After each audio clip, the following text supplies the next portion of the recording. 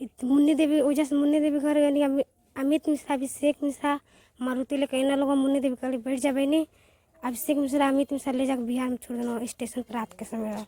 Okay हाँ देखिए कहानी में एक नया मोड़ आ रहा है कि अभिषेक मिश्रा और अमित मिश्रा लड़की के बताए हुए कथनानुसार लड़की के साथ अवैध संबंध बनाते हैं और अवैध संबंध बनाने के बाद लड़की को अपने ही घर में घुसने के लिए चोर चोर हल्ला कर देते हैं। अभी लड़की के द्वारा आपने सुना है। अब उसमें एक नया पात्र आ रहा है मुन्नी देवी के नाम से। अब ये लड़की को चोर चोर कह करके तुम मुन्नी देवी के घर कैसे पहुंची? हम चले गए अपने मानने। अच्छा, डर के मारे यह डर के मारे भागती हुई लड़की जब सिवान में गई तो उधर इनको मुन्नी देवी मिली और उधर मिली थी मुन्नी देवी नहीं उनके घर आए थे अभिषेक मिश्रा अच्छा, यानी कि एक रची रजाई साजिश के तहत यह घटना को अंजाम दिया गया है कि जब यह लड़की चोर चोर हल्ला करके इसको घर से खदेड़ा गया भगाया गया तो ये भागते भागते जाकर के मुन्नी देवी के घर में शरण ली। मुन्नी देवी कहाँ रहती हैं? भरवलिया के रहने वाली है। भरवलिया चली गई तुम, फिर वहां भी अभिषेक मिश्रा और अमित मिश्रा पहुंचे? हाँ मुन्नी देवी कहली बैठ जा बहनी मारुति में तो घर पहुंचा अपने लोग। अच्छा, अभिषेक मिश्रा अमित मिश्रा ले जाके हमके बिहार में छोड़ देना रात के स्टेशन पर। अब इस प्रकरण में मुन्नी देवी का रोल देखिए कि मुन्नी देवी कह रही हैं कि बेटी तुम अभिषेक मिश्रा और अमित मिश्रा के गाड़ी में बैठ जाओ और गाड़ी में ये लोग तुमको घर छोड़ देंगे, लेकिन घर न छोड़ करके ये लोग अभिषेक मिश्रा और अमित मिश्रा बिहार ले जाके छोड़ दिए और लाश का पहचान अब लड़की की माँ से मिलते हैं। लाश का पहचान मुन्नी देवी की है? जी सर। अच्छा, जैसे वो कही कि हमारे बहू के कपड़ा ये है हाँ। यह लड़की है गए। अब देखिए जिसने लड़की को भगाया उसने ही नदी में उतराते हुए लाश को पुलिस के कस्टडी में डाल करके उन्हें ही शिनाख्त करवाया कि ये वही लड़की है जो अभिषेक मिश्रा के गांव से पोखरबिंडा से भगी हुई है। उन्होंने ये दावा भी ठोका कि उसके बहू का कपड़ा ये लड़की पहनी हुई थी और ये वही लड़की है, जबकि लड़की के पिता, लड़की के भाई, लड़की के मां का कहना है कि इन्होंने लाश को शिनाख्त नहीं किया, पुलिस जबरन उनसे शिनाख्त करवाई और जबरन ही उनसे अंत्येष्टि क्रिया करवाई। इस प्रकरण में एक अब इस घटना के उस पात्र के पास आप लोगों को लेकर के चलते हैं जिन्हें मुन्नी देवी के नाम से जाना जा रहा है। मुन्नी देवी का घर ग्राम सभा भरवलिया है। अब हमारे बगल में ये है मुन्नी देवी खड़ी हैं। जानते हैं कि लड़की का आरोप क्या है और मुन्नी देवी का उसमें रोल क्या है। क्या नाम है आपका? मुन्नी देवी। पति का नाम बता सकती हैं? सुभाष। घर बता सकती हैं? भरवलिया। दिनांक 21 जून 2023 को एक घटना घटा है पोखरबिंडा में। हाँ प्रीति के नाम से। प्रीति कह रही है कि आप उसके दूर की रिश्तेदार हैं। हाँ और उस रात को प्रीति के अनुसार जो बताया गया है वो आपके घर पे आई थी। हाँ साहब। प्रीति आई थी आपके घर पे? हाँ साहब। तो प्रीति यहाँ से कहाँ चली गई? अब साहब ये तो हम नहीं देखनी, हमारा बिया बैठा रहा साहब बहुत दिन। तो उस दिन रात को बिया बैठ रहा था कि दिन को? दिने के साहब। तो रात को प्रीति आई थी? हाँ 9 बजे राती के, 9:30 बजे राती के। प्रीति का कहना है कि उसी रात को प्रीति यहाँ से गायब हो गई। नहीं साहब, हम रात भर लेके सुतल नहीं होके सुबह गई बिया। कहाँ गई? अब पता नहीं साहब के यही खाना हम खाता नहीं, बिया बैठल कन्हैया रहनी साहब। और वही जो आस पास में जैसे हो घर बा लड़की बाड़ी सब वहाँ रहल, हम कनी बनी चल खाना खा ला, हम जाइब खेते जाना लगौले बानी। वो कहत या कि साहब कि जाए मौसी तू खाना खा, अब हम खा लेबे। तो कहनी अच्छा ठीक बा तू खा लिया, बाद में हम जाने लगौले बानी। गईनी उतने समय में साहब तले हम खाना खाता तकते बानी तो कान के आइल ओके लिया के चली गए। ओकर बाद फिर हम ओके गईनी खोजे। किससे आए थे वो लोग? साहब हम जैसे खाना खाता नहीं हम देखनी नहीं साहब कैसे आए। हमार कहीं लगभग खेत में हम खाना खाए नहीं 2 बजे के टाइम में। 2 बजे में आए थे? हाँ।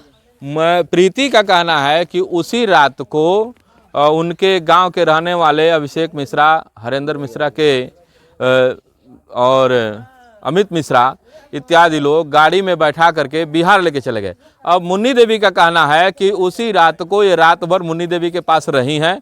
दूसरे दिन कितने बजे? 2 बजे दिन को? हाँ साहब 2 बजे दिन का हम खाना खाया नहीं, 2 बजे दिन के उनके कहानी खा ला, कहते नहीं तू जा हम खा ले में। अब ओकरे बाद खाना खाते रहनी, कान के आइल कि नहीं आइल वो देखता नहीं तो वो लइकनी नहीं रहली। अच्छा। यानी कि मुन्नी देवी के अनुसार प्रीति यहाँ से अगले दिन 2 बजे दिन को यहाँ से गायब हो रही है। लेकिन यह प्रकरण पुलिस में प्रीति के पिता के द्वारा एफआईआर जब दर्ज कराया गया गुमनामी का, तो पुलिस एफआईआर दर्ज करके छानबीन करने लगी। अब बताइए मुन्नी देवी, प्रीति का ये कहना है और पुलिस का ये कहना है और प्रीति के परिजनों का ये कहना है कि एक लाश मिला था नहर में साहब, जैसे और उसका शिनाख्त करवाया गया।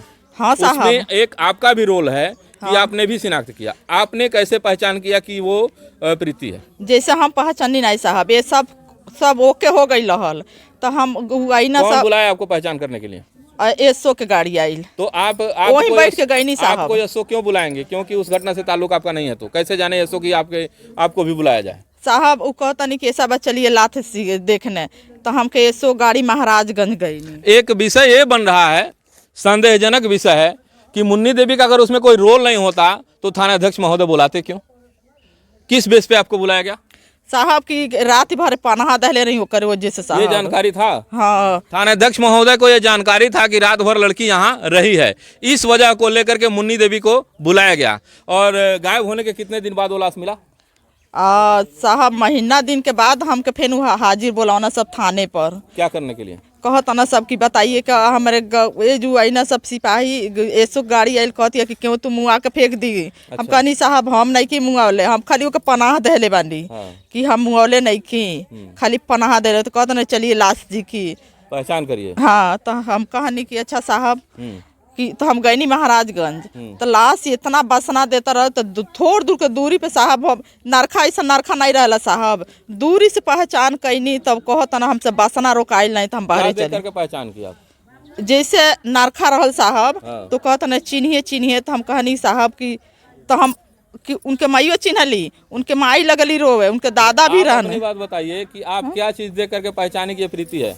साहब ये देखनी कि मनो शर्ट लाल के मनो नरखा पहन के हमरे यहाँ आई लली। हाँ। लाल के लोबर रहल। हाँ। है लैगी। हाँ। आ शर्ट रहल पीला में। हाँ। वही दूरी से हम देखनी तो कहनी कि साहब हमसे कहनी कि साहब हम कुछ याद नहीं आवता, बाकी हाँ ये शर्ट रहल, इतने पहचान हम कहनी साहब, हमके बसना के मारे हम बाहर चलिए नहीं। मुन्नी का कहना है कि प्रीति का कपड़ा देख करके इन्होंने ये साबित किया कि यही प्रीति है। कपड़े के जैसा कपड़ा भी हो सकता है। तो अब मुन्नी देवी ये बताइए कि अब तो प्रीति मिल गई, वो लाश किसका रहा होगा? अब साहब हम नहीं बता पाई कि के कर रहल, हम तो इतने जानता नहीं बस साहब हम कि के कर लाथी रहल के कर नाई, बस सिपाही अब ऐसो हमके ले गई ना, अब उतने हम दूरी सब देखनी। अब ओकर बाद हम चलिए नहीं घर, हमके छुट्टी मिल गए। रहस्यमय चीज आप लोगों को बताता हूं कि जब मुन्नी देवी को शिनाख्त कराया गया, मुन्नी देवी के पास लड़की एक दिन रही, रात भर रही। मुन्नी देवी के अनुसार कि दूसरे दिन 2 बजे दिन को भागी, जबकि परिजनों का कहना और पीड़िता का कहना यह है कि उसी रात को मिश्रा परिवार ने ले जाकर के उनको बिहार छोड़ दिया। लेकिन संदिग्ध परिस्थिति में विषय ये होता है कि मुन्नी देवी ने कपड़े के आधार पर उनको शिनाख्त किया कि ये यही प्रीति है। अब पोस्टमार्टम रिपोर्ट के अनुसार डॉक्टर का रिपोर्ट आता है कि वो जो लाश मिली हुई है उसकी उम्र करीबन 22 साल रही होगी, और जबकि प्रीति के आधार कार्ड और अन्य सर्टिफिकेटों के अनुसार 13-14 से लेकर के 15 साल के अंतर्गत रही है।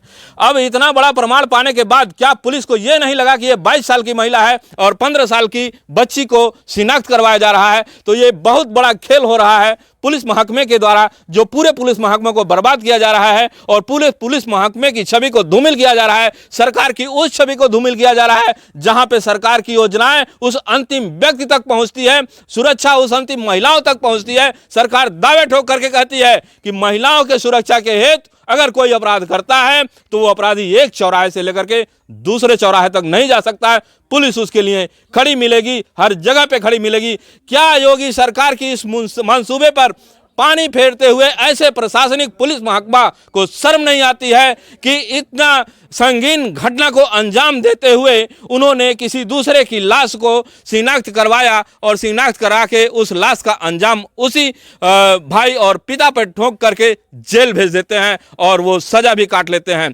इस टाइम क्या जवाब दे सकते हैं नीरज राय, और क्या लाश के विषय में बता सकते हैं जिस लाश को प्रीति का लाश साबित किया गया, वो लाश आखिर किसका होगा, यह रहस्यमयी घटना है। और पुलिस अगर इसी तरह से काम करती रही तो उत्तर प्रदेश शासन की छवि, महाराजगंज जनपद में भ्रष्टाचार, बढ़ते हुए भ्रष्टाचार के कदम रुकने वाले नहीं हैं। सरकार को चाहिए कि इस पे काफी गहनता से मामले को संज्ञान में लेकर के भ्रष्टाचारी को सजा दें और उस लाश का भी पता लगाएं जिस लाश को प्रीति का लाश बताया गया है। और आज जीती जागती प्रीति कोर्ट से लेकर के कप्तान महोदय के ऑफिस तक सबको अपने बयान में ये बताते आई है। अब देखते हैं कि उत्तर प्रदेश के आला अधिकारी से लेकर के जनपद के आला अधिकारी ऐसे भ्रष्टाचारियों पर शिकंजा कसते हैं या फिर इसको हवा के माफिक भ्रष्टाचार उड़ा देते हैं।